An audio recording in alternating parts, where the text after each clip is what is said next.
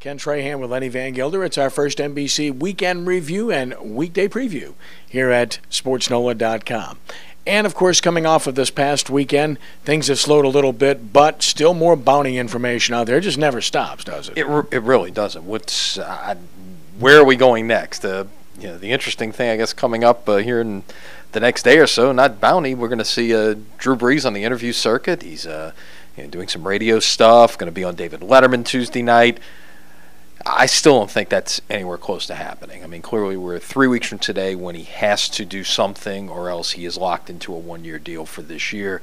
And that we know how all these things work. They're going to happen right up. They're going to go right down to the very end, see who blinks first, and that's when we'll get an answer. Yeah, and I think that's why he's doing this campaign tour, as it was, putting it out there and trying to get the attention of the public. I think he's won the court of public opinion by and large, so I'm not sure what it accomplishes by doing what he's doing, but we'll see just how soon it gets worked out. We do believe it's going to happen. NBA draft, of course, coming up. We know what the Hornets will do with the first pick, Anthony Davis, and at this time, I sense they're going to keep that 10th overall pick. You? I would think so, although, a lot of these things happen. The NBA draft is a lot different than the NFL draft, where you might see discussions and trades made right before the pick. A lot of times what will happen is they'll make the pick, but they're really making it for another team. We may not know until after the draft at some point what actually happened there. So it's a different situation. Clearly we know what's happening at one. Anthony Davis, who, by the way, is on Jimmy Kimmel tonight, I believe it is. So he's making the circuits as well. He's all over the place. We're giving you your late night viewing update, as it were. But what's on WHNO? Right. Well, we've got Sports Nola Spotlight tonight. Don't forget, 6 p.m. So no, any case, we know that's happening. Beyond that, even if we think we know what's happening when we see the 10th pick being announced, it may not really be that. All right, other local teams, the Zephyrs back in action tonight against Memphis. Mark Hamilton of Tulane is in town and playing the outfield now because Matt Adams is back with Memphis. He's playing first base, and he had a couple of home runs to beat the Zephyrs yesterday. And, the Zephyrs, this has really been a weird schedule for them. Not a lot of games at home. They're in Monday night, Tuesday afternoon. They're gone again for a week. They'll play a 5-game series starting on the 4th of July against Oklahoma City, and then we're at the All-Star break. So not a lot of opportunities, really, to see the Z's at home in the month of June. Jester's tied the best team in their division, Laredo 3-3, and now they will play Austin this Saturday night. They're going to have to win.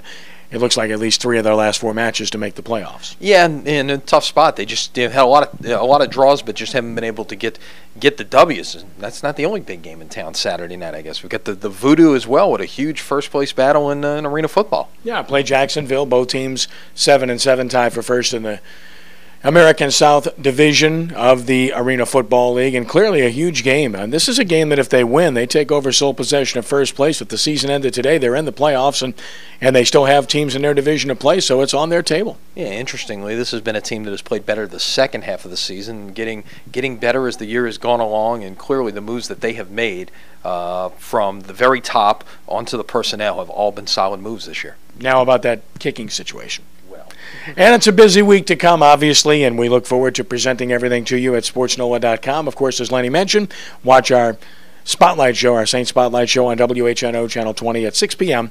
Monday night and each and every Monday night. Lenny, it's always a pleasure. It's funny you mentioned presenting because I can't get away without presenting Ken Trahan with his first place award from the Louisiana Sports Writers Association as SportsNola.com took home 7 of 9 awards in the writing contest.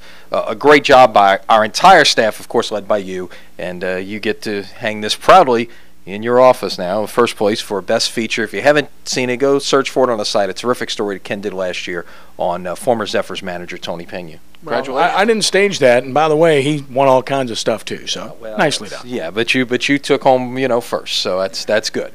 Way to go, Dan McDonald, Brian Ellie Walsh, Les East, the whole crew did a great job for us. All right, enough already. There you go. Self-grandiose doesn't appeal to me. Thanks to First NBC Bank and Ashton Ryan for his continual support of SportsNola.com. That's it. Have a great week.